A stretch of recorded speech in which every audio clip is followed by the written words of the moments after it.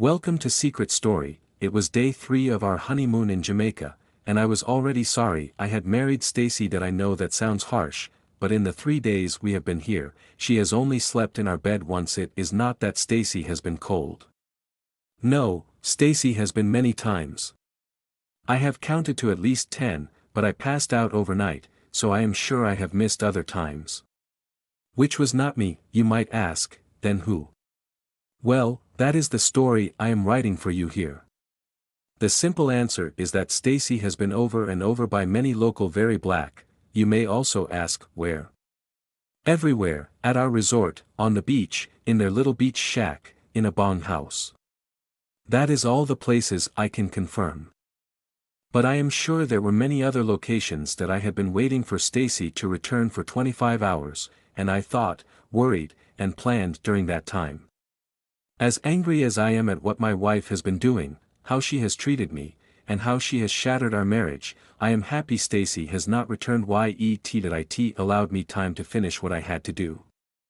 After witnessing Stacy with 3 of these young studs the first night, I decided I would not play any part in Stacy's Jamaican fest and could no longer be her husband. That I was packed and ready, so I wrote a letter to Stacy.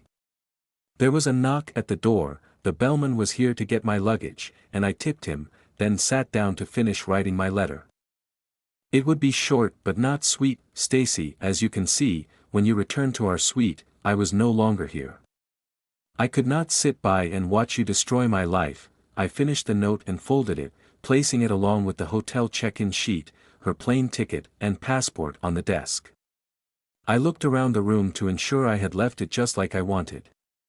Along with the copy of our marriage license, I had torn into 4 pieces, both lying neatly on her side of the king bed she had not been in. After the first day that I picked up my computer bag and left the room, that I took a few steps down the hall and saw the maid.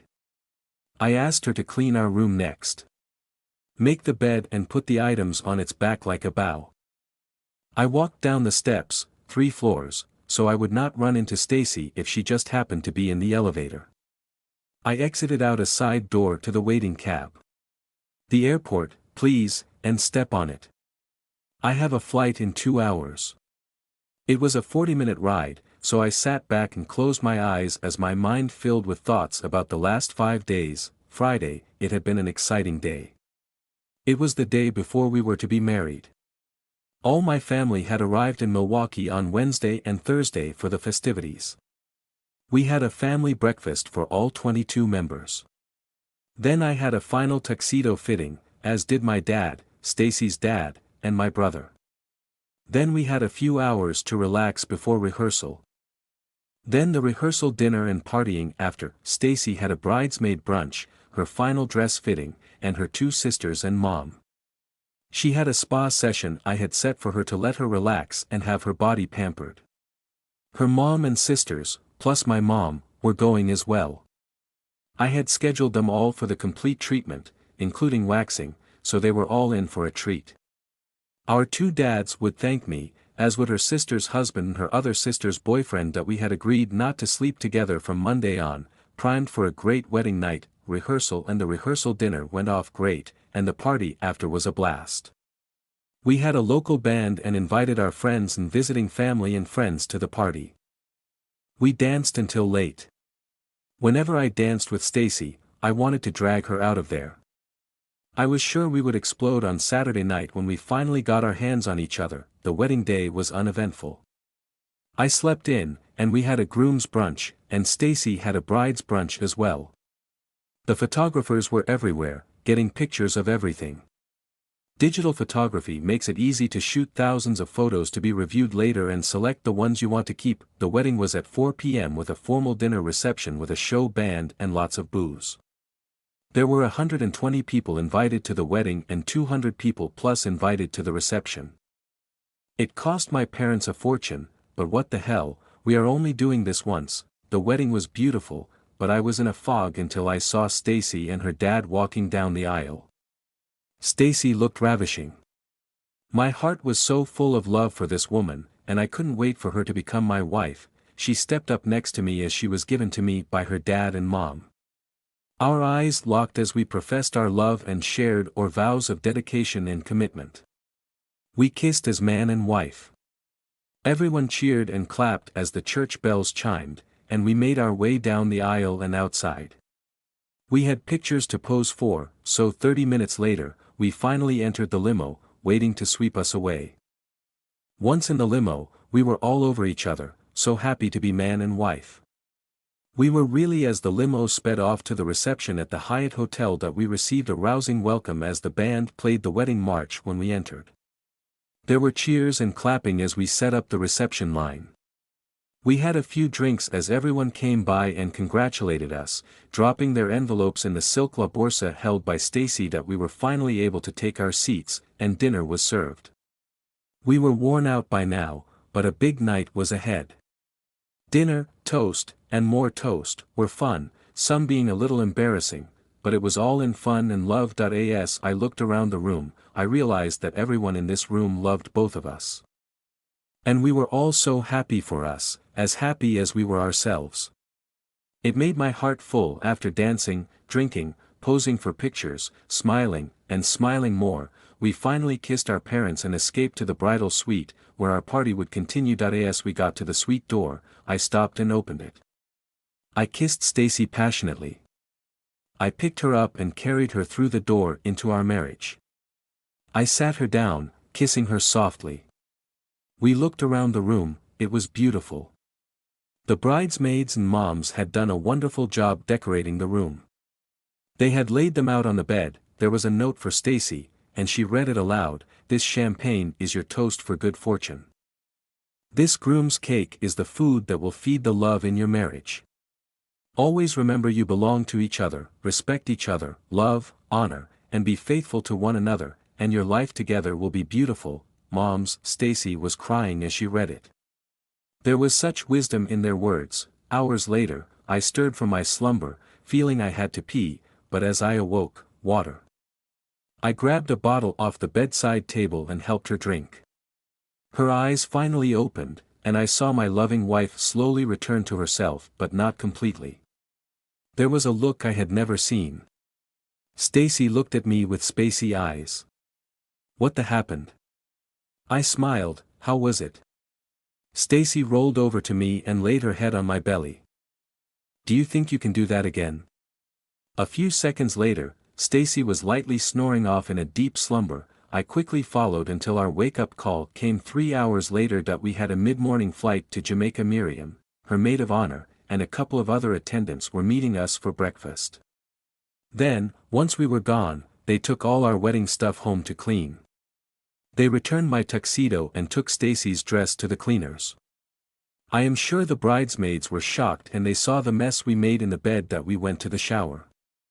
Stacy kept saying how much in love she was with me, and nothing would separate us. That we finished. We packed and went to meet the ladies. There was a lot of giggling amongst the women as they quizzed Stacy about last night. I got a lot of admiring looks from them all through breakfast. We finished and had to go. The bellman had brought our luggage down already, so we parted company, and Miriam paid the bill and checked us out. Then they went to gather all the other things in the room that we made it to the airport and our flight. Just as we were boarding, Stacy got a text, and it was Miriam. Miriam's text: "Wow, wow, wow, you destroyed that bed, it has to be replaced. You should take it home as a souvenir. God, I wish could me like that." Stacy's text: "It was incredible. I wish I could remember more of it. I guess Johnny will have to recap it for me tonight. It could happen again." Miriam's text: "I hope so for you. Here are a couple of pictures of the carnage you left. Have a great honeymoon. I know you will. Love you." Once the plane door closed, we settled into our first-class seats, snuggling together and sipping the hostess's champagne. Stacy showed me the pictures Miriam had sent. I hoped the hotel didn't want to charge us. We had destroyed the bed. The flight took off. Love was in the air around us. We were starting our wonderful life together, and the next 10 days would bond us together forever. Stacy, I was worn out and needed to see my husband. I needed to try to fix what I had done, what had happened. I walked off the elevator and saw the maid cleaning our room. I walked in as she was stripping the bed. "Morning, Mississippi."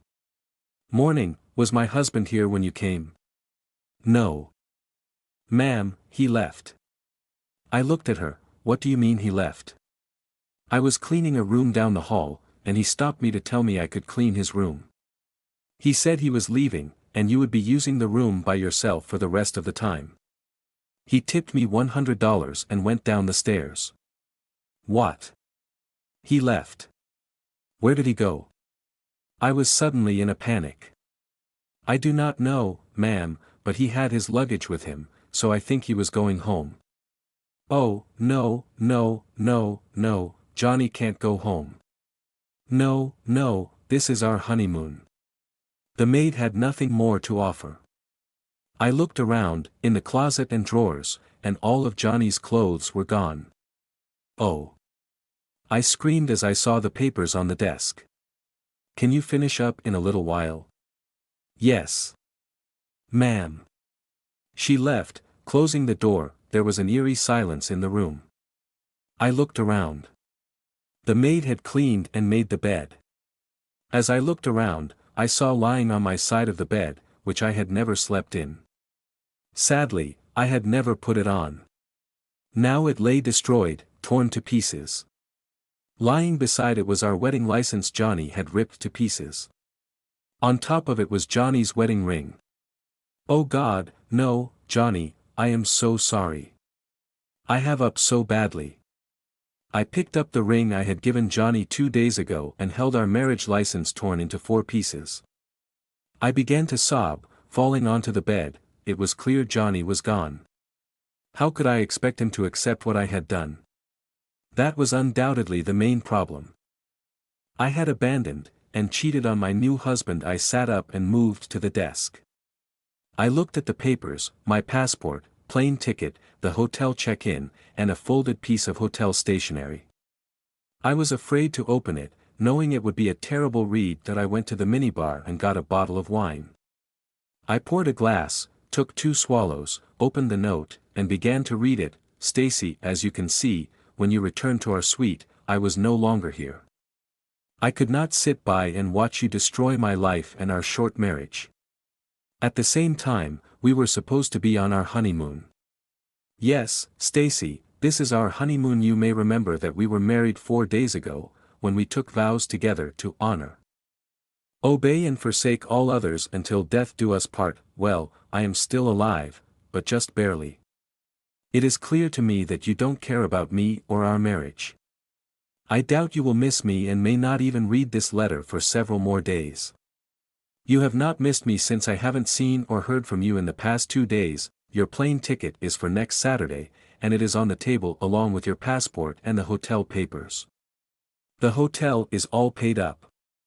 The plan is inclusive, so you can eat when you are hungry and drink all you desire. The hotel staff, your new lovers, and their friends can help you with anything you need. Stacy, you can change your airline ticket and fly home early to Chicago. Or you can wait and fly back on Saturday. I will be at home. If I do not see you by Saturday's scheduled arrival time, I will conclude that I do just not man enough for you, and our wedding was a monumental mistake.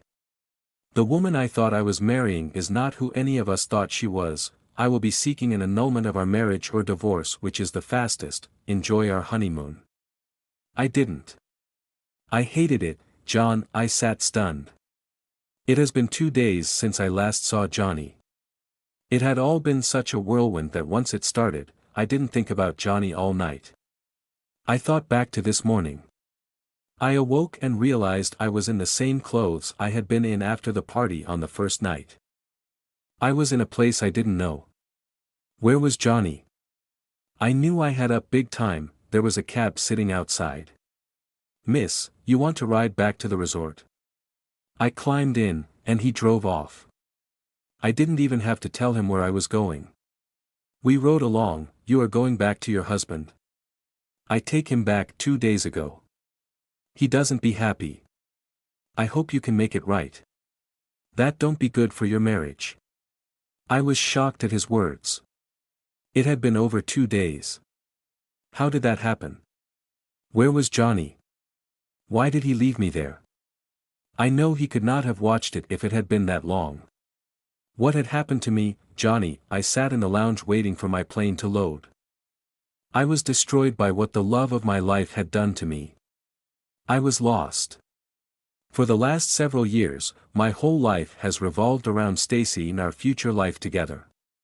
Now what? I boarded the plane and sent a text to my brother, my text, Tim, boarding a plane for home. Stacy has destroyed my whole world. I will explain when I get back. Can you meet me at my house at 6 p.m. tonight? I will explain everything then. Stacy is not with me. Please don't say anything to anyone, no one please. Tim's text, okay, I'll wait to hear it all. So sorry. No one will know you are coming home. See you at 6 p.m. Keep the faith, brother. Love you, man. My text, okay, I will try, see you tonight, Stacy. The night went on, and we went for a walk on the beach. It was a beautiful night as we walked a long way up the beach. We saw a bonfire and walked toward it. There was steel drum music playing. We saw black men and women dancing and drinking. Some of them were smoking reefers, the smell wafted through the air that we walked along. A Jamaican couple from the party was walking back from the water. They were so black we didn't see them until they were right next to us. Hail up mon and lady, what up? They startled us. Oh, hi, we didn't see you, just out for a walk. You stay at the resort? Yes, it's our honeymoon. The man introduced himself, meet Jerry, this is I'm Mona, my girlfriend. We was taking our small time inside the water. Come on, let's go to the party. We celebrate your marriage. I heard Johnny saying something that I had heard about black men but never knew it was real. Stacy, what do you think? I stood there staring. Johnny pushed me. Stacy, what do you want to do? I looked up at Johnny. I heard Johnny say, Jerry, we need to get back, it's been a long day, and we are tired. Oh man, you can't get sleep, it's you honeymoon, you need to party.